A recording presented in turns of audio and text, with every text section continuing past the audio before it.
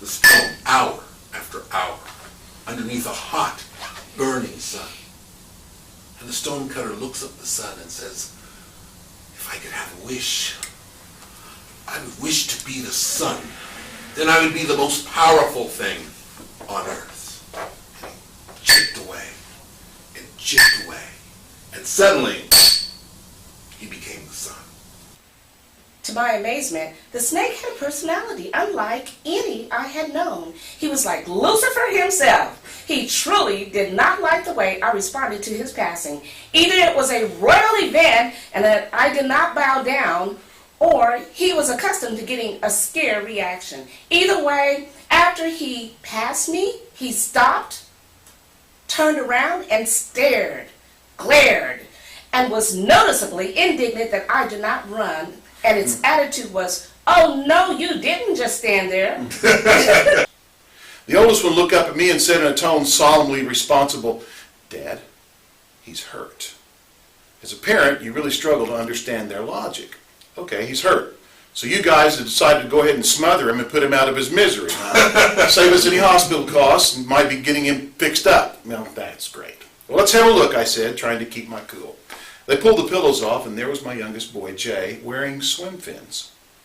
He was sporting soccer shins that covered up the Ninja Turtle Halloween costume, including the shell on his back, 2 Franklin batting gloves, a Batman cape, and a Batman helmet with the visor in the front. The strap was busted, so they used a belt and wrapped it long ways to keep the helmet on his head. This was the story they told. I spent the majority of my adult years seeking validation from my daddy, overcompensating with my parenting, confused about my sexuality, striving for perfection in hopes to get his attention, but my accomplishments went unnoticed because my failures overshadowed them. He told me, never let a man touch you in your private places, and if he tells you he loves you, he doesn't really mean it. In these days of changing ways, so-called liberated days, a story comes to mind of a friend of mine.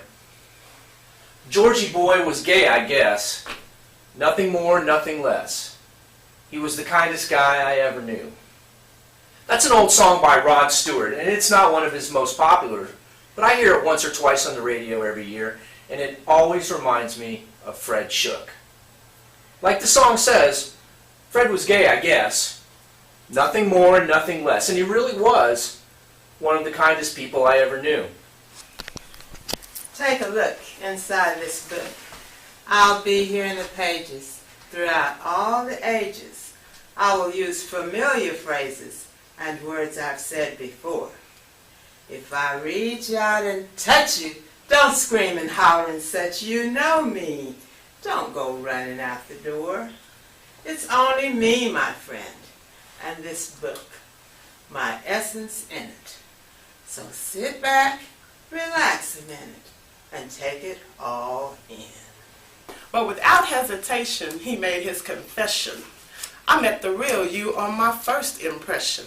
Another female who can't tell, a good male who's upscale and trying to avail himself. Women like that, y'all something else.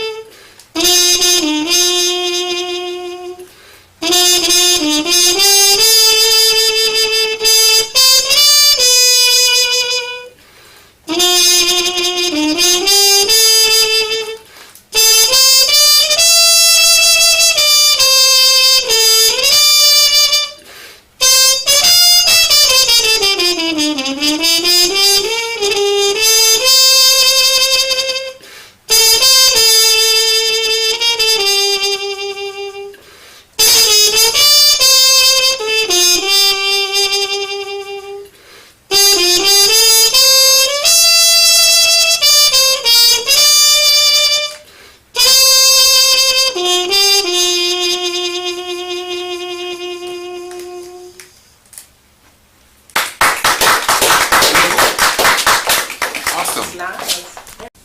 Wishes.